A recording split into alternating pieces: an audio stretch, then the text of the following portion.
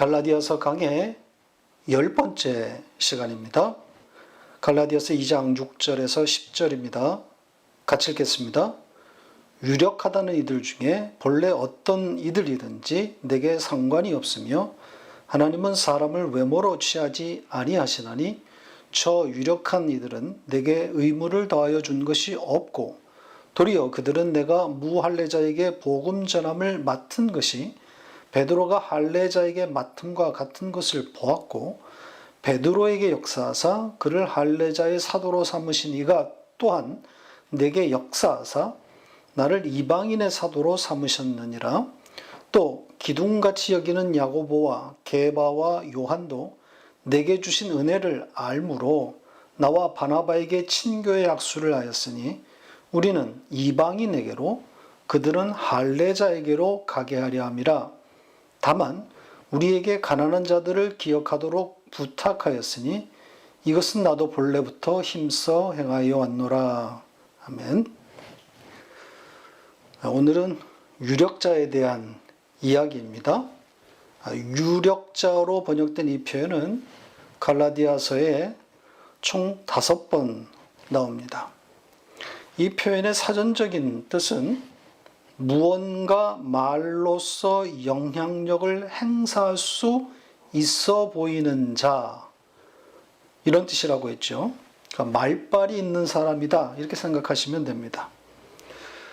우리는 이미 2장 2절에서 이 유력자에 대한 이야기를 좀 나눈 바 있습니다. 정리해 보면 안디옥에 있었던 바울이 예루살렘에 올라가서 유사복음을 고발하기 위해 두루 사람들을 만나게 되는데 두 그룹으로 나누어 말했다 그랬죠. 한 그룹은 유사복음을 직접 퍼뜨리고 다니는 거짓 형제들이고 또 한 부류는 바로 오늘 우리가 보려고 하는 유력자 그룹입니다. 거짓 형제에 대해서는 직접 아나티데미 했다 그랬죠. 바르게 세웠다는 뜻입니다. 그러니까 틀린 복음임을 명확히 지적했다는 겁니다. 그러니까 단순히 제시한 것이 아니라 틀린 것을 드러내어 바른 복음이 무엇인지 분명하게 말했다는 뜻입니다. 다른 그룹인 유력자들, 그들에게는 바울이 어떻게 했다고 그랬습니까? 사사로이, 즉 따로 은밀하게 만났다 그랬죠. 따로 만났지만 역시 아나티데미로 말한 겁니다. 그러니까 유사복음을 지적한 것이고 그것이 틀렸음을 분명히 전달했다는 그런 의미입니다. 다만 거짓 형제와는 다르게 유력자들을 왜 따로 은밀하게 만나야 했는지에 대해서는 자세히 알 수는 없다 그랬죠. 다만 예루살렘의 분위기와 관련이 있을 것이다, 그렇게 추측했습니다. 예루살렘 총회를 앞두고 있는 상황에서 이 총회의 여론을 끌어가는 유력자들을 개별적으로 만나서 유사복음의 폐해를 미리 전달하려 했던 것이 아닌가 추측해 볼 수 있습니다. 이제 그 유력자에 대한 본격적인 내용이 오늘 본문에 나옵니다. 바울이 말하고 있는 그 유력자가 어떤 사람들을 향하고 있는지, 그리고 그 유력자들이 얼마나 대단한 위치에 있는 사람들인지 추정해 볼 수 있는 내용입니다. 이전 설교에도 조금 내비쳤지만 이 유력자들이 예루살렘의 사도 및 지도자들을 말하고 있는 듯 하다 그랬죠. 오늘 본문에서는 좀 더 명확하고 뚜렷하게 그 유력자들 중에 누가 있었는지를 밝히고 있을 뿐 아니라 바울은 그들과 거리 두기를 하고 있는 듯한 인상을 심어주기에 충분한 내용입니다. 다소 충격적인 내용이라고 할 수 있습니다. 다음 주에 나올 이야기지만 이 게바, 즉 베드로 사도를 대놓고 공격하고 있지 않습니까? 거기에다가 안디옥에서 함께 사역을 하고 있는 바나바까지 싸잡아 비난하고 있습니다. 그러니까 율법주의의 그 전형적인 특징인 외식에 대해서 지적하고 있는 거죠. 이들의 외식적인 행동을 비난했다고 하는 것은 뭘 말하려고 했던 것 같습니까? 이들의 이들이 율법주의 영향 아래 있다는 것을 드러내려고 하는 거죠. 나아가 유력자들의 이런 율법주의 경향이 혹시라도 예루살렘 총회에 상정된 이 유사복음의 문제에 나쁜 영향을 끼칠까 의심하고 있는 겁니다. 바울의 깊은 고민이 바로 이 지점인 거죠. 유사복음을 들고 직접 돌아다니고 있는 거짓 형제들보다 바로 이 유력자들에 대한 염려인 겁니다. 그러니까 유대적 이 율법주의에 기울어진 유력자들을 보면서 앞으로 큰일이 나겠구나, 이런 걱정이 생기는 겁니다. 이렇게 되면 싸움이 엄청 커지는 거죠. 이 변방의 새끼 목사인 자신의 현재 위치로서는 감당이 안 되는 일이 되는 겁니다. 그래서 아마도 조심스럽게 이 유사복음의 문제를 접근했던 것 같은데, 결과적으로 바울의 이런 염려와 의심처럼 예루살렘 총회는 유대주의 쪽으로 기울어진 결정을 내렸습니다. 유사복음에 대한 분명한 입장도 없었고, 따라서 그 유사복음을 전하는 거짓 형제에 대한 처벌도 하지 않았습니다. 부끄러운 결정이었던 거죠. 이런 예루살렘의 결정이 있었다라는 것을 배경으로 놓고 오늘 본문을 보시면 해석에 도움이 될 겁니다. 오늘 읽은 본문 내용 중에서 이 번역에 빠진 부분을 지적하지 않을 수 없습니다. 아주 결정적인 내용이라고 할 수는 없지만 문맥상 놓치면 안 되는 중요한 내용이 빠져 있습니다. 번역자의 의도적인 간과인지 아니면 단순 실수인지는 알 수 없지만 있어서는 안 되는 일이 벌어진 것만은 틀림없습니다. 9절 앞부분입니다. 보시지요. 유력하다라는 뜻을 가진 동사가 이 문장에 들어가 있음에도 보는 바와 같이 기둥같이 여겨지는 사람이다, 이렇게 번역했습니다. 바울은 이 세 사도를 열거하면서 의도적으로 그 앞에서 유력자로 번역된 그 표현에 등장하는 같은 동사를 넣어 두었습니다. 이 도케오라는 동사이거든요. 그래서 이 동사를 사전에서 찾으면 말을 가지다, 여론을 형성할 것으로 추정되다, 이렇게 되어 있습니다. 그러니까 이 동사가 들어있기 때문에 유력자라는 번역이 가능했던 거거든요. 뭐가 있어 보이는 자, 대단한 힘을 가진 자, 이런 뜻이 되는 겁니다. 자, 이 동사가 사용된 6장 3절을 볼까요? 같이 읽겠습니다. 만일 누가 아무것도 되지 못하고 된 줄로 생각하면 스스로 속임이라. 원문을 직역하면 아무것도 아닌 자가 자신이 유력하다고 여긴다면 그는 자신을 속이고 있는 것이다, 이런 뜻입니다. 다 도케오라는 동사가 들어간 문장입니다. 바울은 이 동사를 갈라디아서에 5번 사용했는데 번역자는 그 중에 3번을 유력자라고 번역했고, 한 번은 지금 말한 그 6장 3절에 아무것도 되지 못하고 된 줄로 생각하면, 이렇게 번역했고요. 나머지 한 번이 오늘 본문의 9절인데 그 유력의 의미를 아예 빼버린 겁니다. 그러니까 바울의 의도를 정확히 배제시켜 버린 거죠.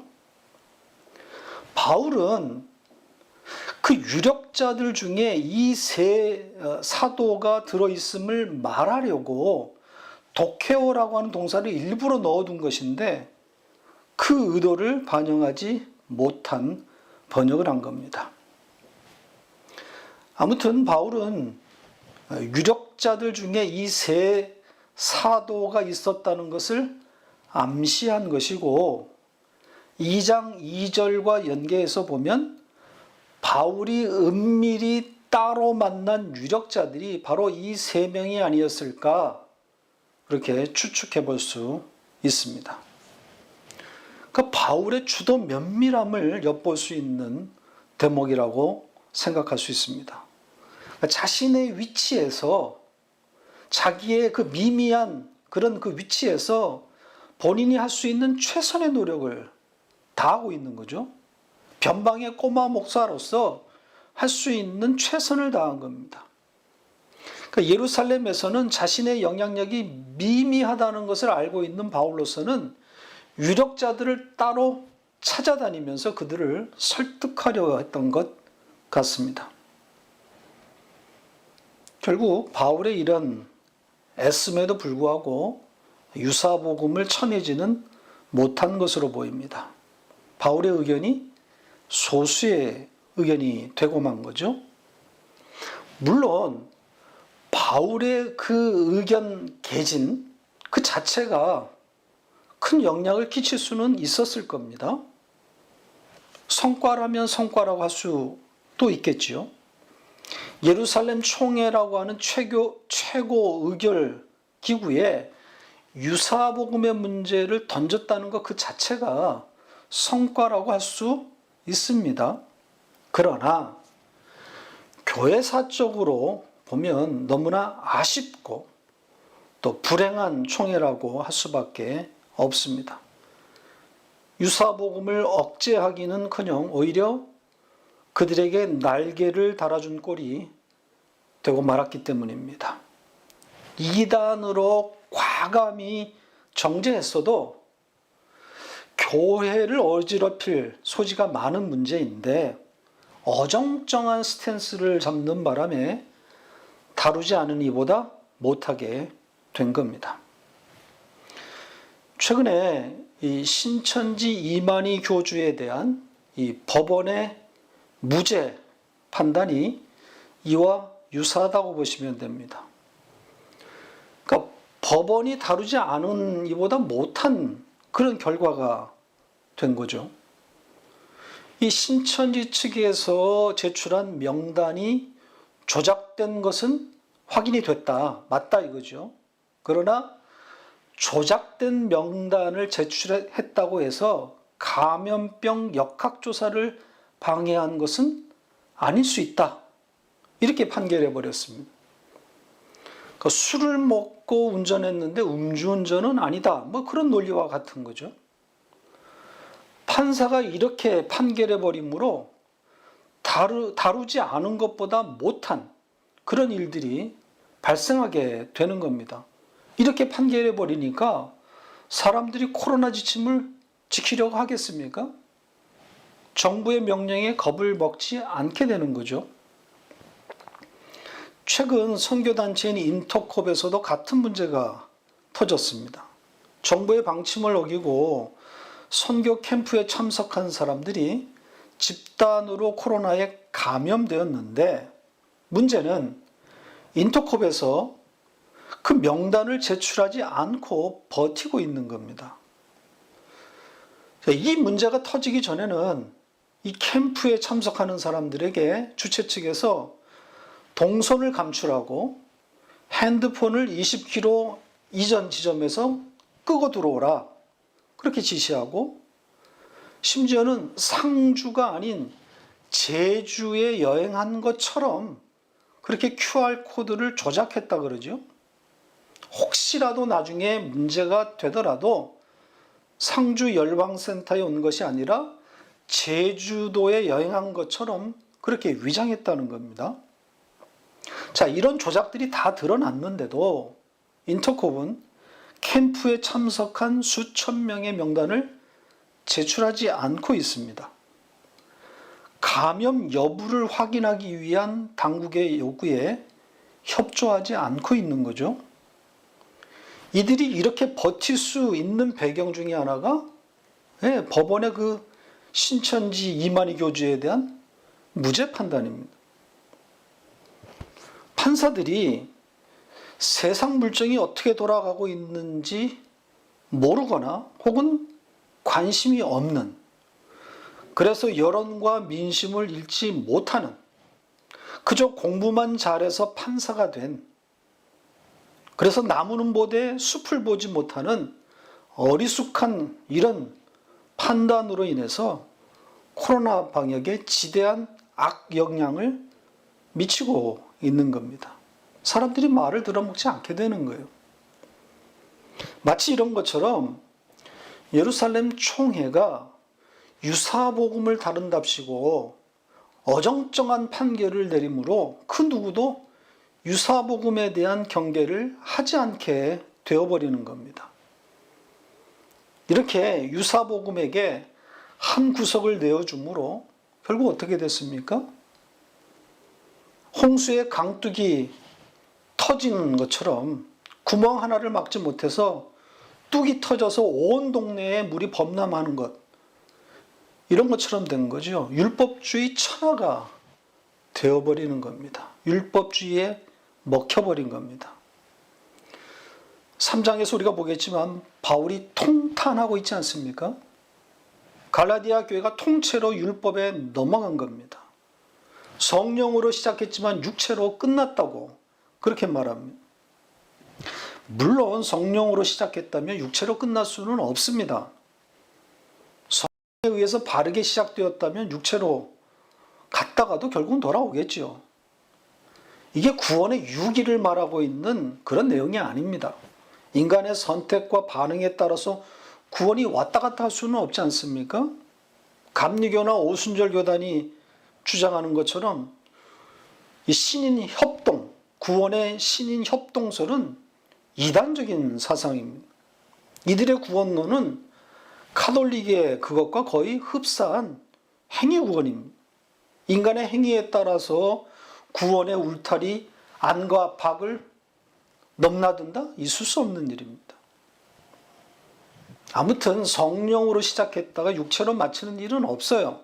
바울의 이 표현은 율법주의가 쓸고 간 그 갈라디아의 교회 현실을 비유적으로 표현했다고 봐야 합니다. 유사복음에 완전히 먹혔다는 거죠. 자, 이것이 갈라디아 교회만의 문제겠습니까? 오늘날 교회가 같은 문제에 봉착해 있습니다. 율법주의에 다 쓸려갔습니다. 율법만 있고 복음은 없습니다. 물론 저의 이 주장에 동의가 안 되는 분들이 많을 겁니다. 왜요? 율법주의가 어느새 대세가 주류의 자리에 우뚝 섰기 때문입니다. 대부분의 교인들이 이 율법주의에 먹힌 교회에서 그 환경 가운데서 태어나 지금까지 거기에서 소위 신앙생활을 하고 있는 거예요. 그러니까 문제의식이 생기기 어려운 구조인 거죠. 감사하게도 코로나가 가져다 준 복이 여럿이 있는데 그 중에 이 코로나로 인해서 대세인 율법주의의 민낯이 드러나고 있습니다. 기복과 신비는 코로나에 한 방에 날아간 것처럼 율법주의도 치명상을 입었습니다. 전통적인 주일과 예배가 휘청거리고 있는 데다가 이 율법주의의 큰 축인 빛과 소금의 삶, 이런 이야기 자체가 지금 막혀버렸습니다. 코로나의 혼비백상 숨기에 바쁜 거죠.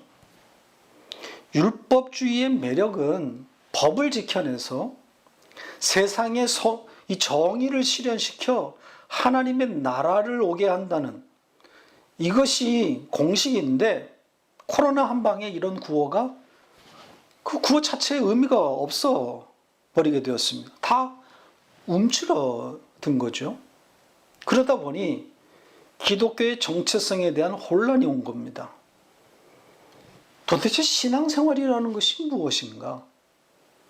그리고 그동안 배우고 그려왔던 그 하나님이 지금 생소하게 된 겁니다. 그 하나님이 아닌 것 같은 거죠. 주일을 기억하고 또 그날에 예배하고 그렇게 해서 얻은 힘을 나머지 6일 동안 세상에 쏟아내서 세상을 정복하는 이 공식이 코로나에 의해서 뒤틀려 버린 겁니다. 이 공식이 안 맞는다는 것을 난생 처음 경험하게 된 거죠. 자, 그럼에도 저는 이 집단적인 교회 각성 내지는 돌이킴은 없을 것이라 그렇게 생각합니다. 코로나로 인해서 목사와 교회가 깊이 고민하게 되었고 그것이 복음에 대한 본질적인 그런 탐구로 이어질 것인가? 저는 기대하지 않습니다. 아마 대부분 원래 자리로 돌아갈 겁니다. 자, 우리의 관심, 하나님의 관심은 택한 백성에게 있습니다. 율법주의 교회에서 자라나 그것밖에 몰랐던, 그런데 코로나를 만나서 고민이 시작된, 진지한 고민이 시작된 그 창세전 언약에 의해서 택함받은 그 백성들, 그들을 불러내기 위한 하나님의 설계가 작동되고 있다, 이런 생각을 하게 되는 거죠. 코로나로 인해서 고민이 시작되었다는 겁니다. 율법적으로 주일과 예배에 매여서 그 안에서 관리되었던, 그러나 코로나로 인해서 다 들통나버린 유사복음을 알게 되는 거죠. 복음에 대한 진지한 고민이 시작되는 겁니다. 자, 이런 고민이 시작될 택한 하나님의 백성, 그들이 과연 얼마나 있을지 우리는 알 수 없습니다.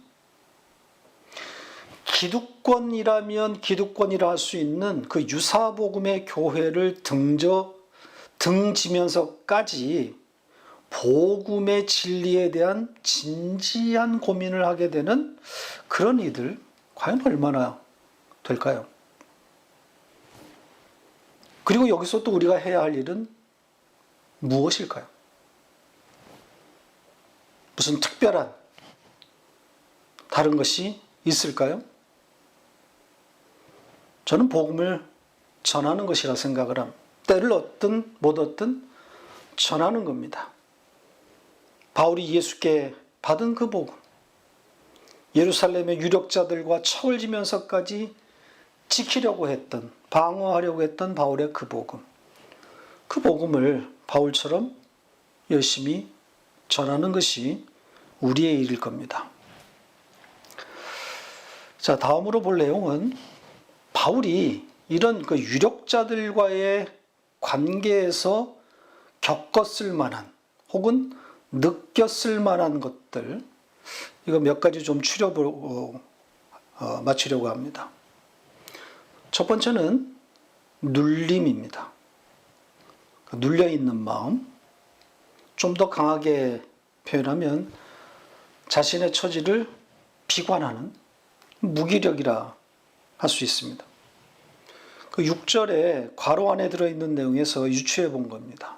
뭐라고 되어 있습니까? 유력자에 대해서 말하기를 어떤 사람이든지 자기는 관계하지 않겠다, 이렇게 말하면서 하나님을 들먹이죠. 하나님은 사람을 외모로 취하지 않는 분이다. 바울의 눌려있는 마음이 보이지 않습니까? 자신이 상대해야 할, 사사로이 만나서 유사복음에 대해서 말해야 할 이들이 야고보 장로나 대사도인 베드로 같은 그런 분들 아닙니까? 그에 비해서 자기의 지금 현실적인 위치는 이방교회인 안디옥 교회의 사역자입니다. 그나마도 담임 목사가 아니라 보조 목사입니다. 그러니 조심스러울 수밖에 없는 거죠. 위축될 수밖에 없었을 겁니다. 자기 세력이 없거나 약하면 누구나 이렇게 되는 겁니다. 노회나 총회에 참석해보면 금방 느껴집니다. 교인 수가 많은 게 장땡이에요. 교인 수에 따라서 노회나 총회의 상회비, 즉 지참금을 내게 되는데 돈을 많이 내는 순서대로 말빨이 생기는 거란 말입니다. 바울은 그런 면에서 배경이 없는 사람인 거죠. 제 아무리 가말리엘 문화에서 많은 공부를 했다고 한들 예루살렘 유력자들이 그걸 얼마나 인정했겠어요? 바울이 주장하는 바 그 역사적 예수를 직접 만났다고 하지만 3년간 예수를 따라다니며 동고동락했던 사도들의 시각에서 보면 바울은 근본 없는 자인 거죠. 바울은 이걸 의식하고 있는 겁니다. 그래서 자기의 그 눌리는 마음을 하나님의 말씀에 기대어 추스리고 있는 겁니다. 하나님이 사람을 보는 눈은 다르다. 이런 거죠. 바울의 처절한 마음을 짐작하게 합니다. 그의 외로움도 보이고요. 힘겨운 싸움이라는 것도 엿볼 수 있습니다. 자, 두 번째는 복음을 위한 그의 전략적인 선택 혹은 접근을 말할 수 있겠습니다. 자, 자기에게 부정적인 그런 유력자들임에도 전략적으로 그들의 이름을 거명하면서 그 유력자들이 자기를 신임했다. 그 유력자들과 본인이 동등한 위치에 서 있다. 이걸 지금 변호하고 있습니다. 먼저 등장시킨 유력자가 베드로 사도입니다. 베드로 사도를 등장시켜서 그가 가진 사도권을 언급하면서 자신의 사도권을 변호하고 있습니다. 베드로가 할례자의 복음을 맡았다면 자기는 무할례자, 즉 이방인의 복음을 맡았다고 말합니다. 그러면서 덧붙이기를 하나님이 베드로를 할례자의 사도로 삼으신 것처럼 자기에게도 역사하사 자기를 이방인의 사도로 삼았다. 이렇게 말하고 있습니다. 그러니까 사도권 논쟁에 불을 지피고 있는 거죠. 왜 그렇습니까? 어떤 의도겠습니까? 복음을 위해서, 유사복음을 맞서기 위해서, 좁게는 유사복음 때문에 무너져버린 갈라디아 교회, 하나님의 백성을 위해서 자기의 사도성을 띄울 필요가 있다고 판단한 겁니다.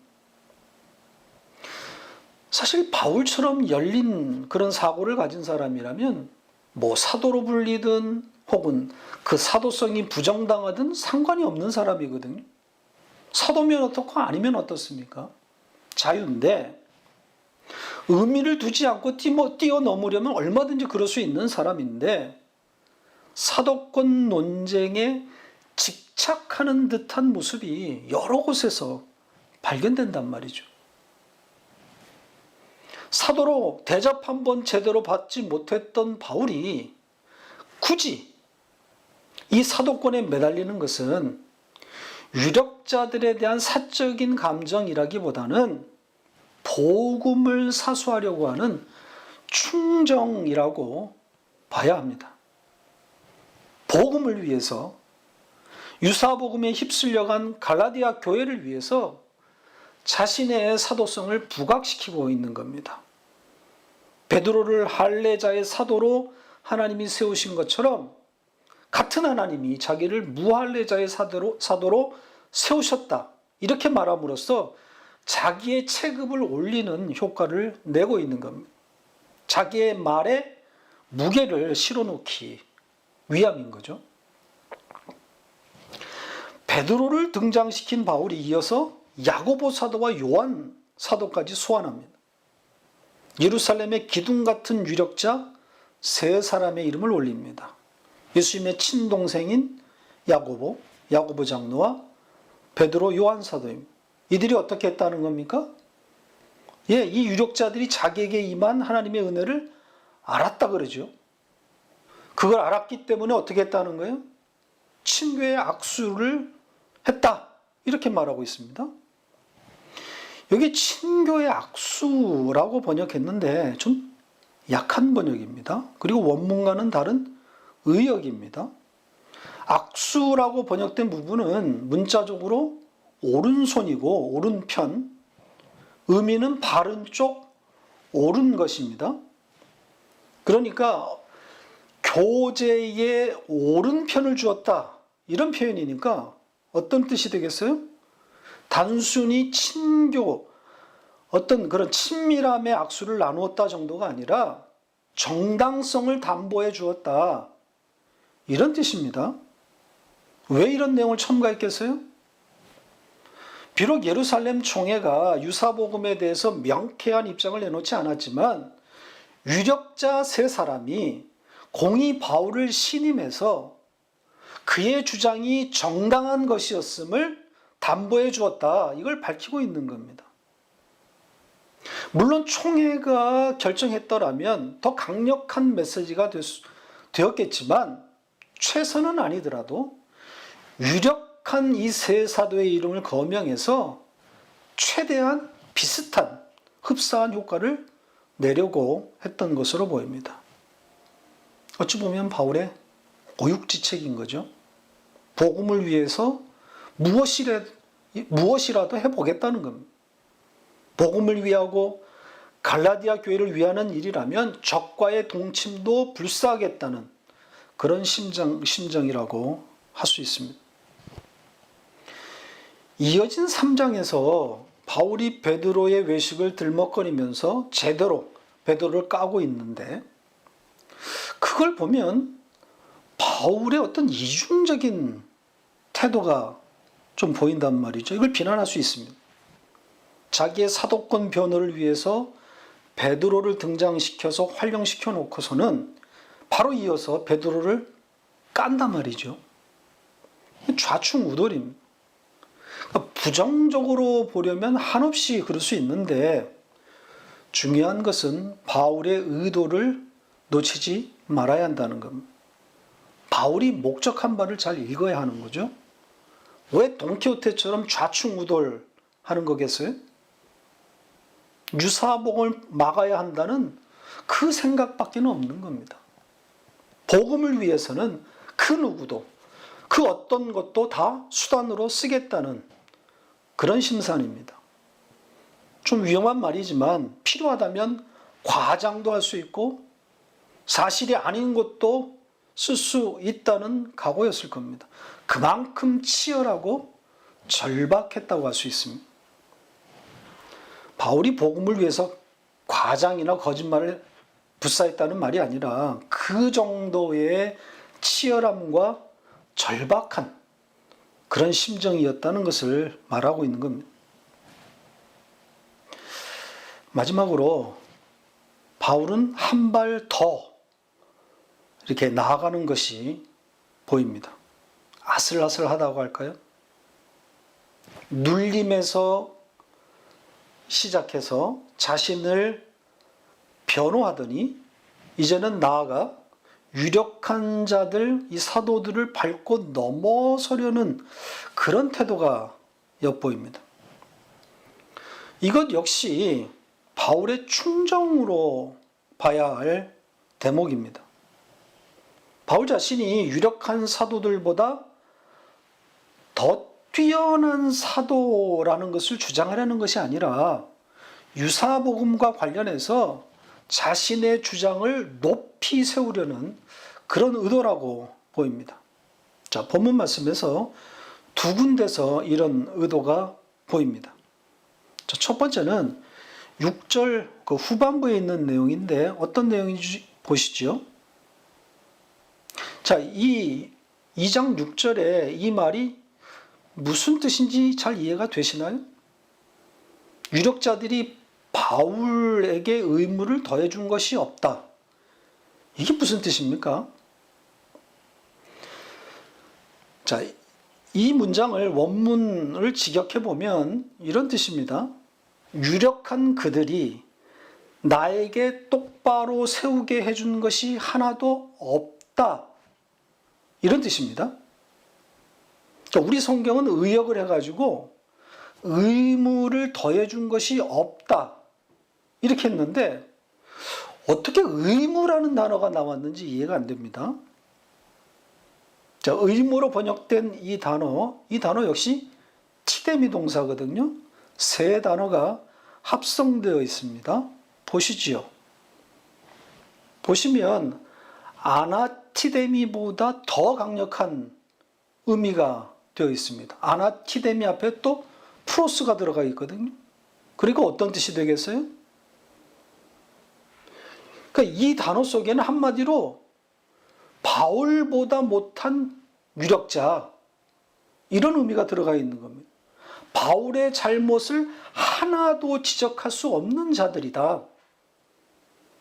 유력자의 위치에 있기는 하지만 바울에게 시정하라고, 고치라고 그렇게 말할 만한 내용이 아무것도 없었다.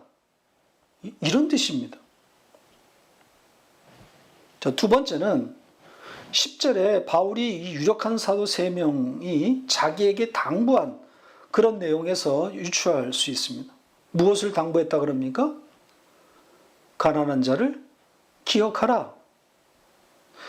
여기에 가난함은 물질적인 가난함만 의미하지 않습니다. 이 단어의 어원을 보면 웅크리다, 쭈그리다 에서 온 말입니다.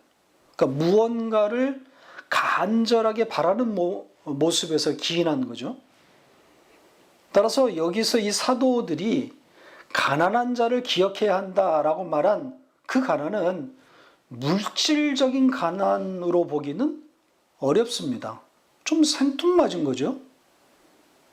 자, 아무튼 해석은 차치하고라도 유력한 사도들이 바울에게 그런 당부를 했는데 그 당부에 대해서 바울이 뭐라고 지금 덧붙이고 있습니까? 이것은 본래 자기도 힘써 행했던 바, 이렇게 말하고 있죠. 부정과거 시제를 써서 표현했습니다. 그러니까 나는 이미 그렇게 행했다, 이렇게 단정적으로 말한 겁니다. 뭘 말하려고 한 걸까요? 바울이 의도한 바가 뭘까요? 제 생각에는 나도 아는데 그건 사실 중요한 것이 못 돼. 이런 의미가 담긴 것이 아닌가 합니다. 뭐라 할까? 논지에서 벗어난 엉뚱한 내용임을 지적하는 그런 뉘앙스가 아닐까, 그렇게 보입니다. 정말 중요한 유사복음의 문제를 놓쳐놓고서는 웬 가난한 자? 이런 것이 아닐까요? 말씀을 맺겠습니다. 우리는 이 바울의 복음을 향한 그 충정 어린 마음을 볼 수 있어야 합니다. 또한 복음을 위한 것이라면, 하나님의 택한 백성을 위한 것이라면 그 누구도, 그 어떤 것도 깔아 뭉개버릴 수 있는 그런 바울의 용기를 볼 수 있어야 합니다. 복음을 위해서라면 뭐든 하겠다는 거죠. 누구에게나 주시는 마음과 생각은 아니겠지만, 그래서 이 바울에게서만 나오는 그런 용기와 배짱이겠지만 너무나 멋있다는 생각을 하지 않을 수가 없습니다. 율법주의 유사복음을 온몸으로 맞서서 장렬하게 전사하는 바울을 보면서 우리의 대오를 다시 한번 정비해야 되겠다라는 그런 생각을 해봅니다. 정신 차려야 하는 거죠. 코로나가 우리에게 기회를 가져다 준 것은 맞지만 거저 먹을 수는 없습니다. 바울의 치열하고 처절하기까지 한 그 모습을 떠올려야 합니다. 바울처럼 우리도 장렬한 죽음이 있어야 할지 모릅니다. 그런 희생 위에서 복음은 도도히 흘러가는 겁니다. 우리의 희생으로 복음이 전도된다는 의미는 아니지만 하나님의 전도에는 반드시 증인들의 희생이 동반되었다는 것 또한 사실입니다. 그래서 좁은 문, 좁은 길인 거죠. 가는 사람이 많지 않은 겁니다. 하나님의 열심히 끌고 가지 않으면 그 누구도 갈 수 없는 길입니다. 이왕 끌려갈 바에는 숙명으로 알고 즐기면서 장렬하게 전사합시다. 혼자 가는 길이 아니니 서로 피차 격려하며 대오를 정비해서 죽으러 갑시다.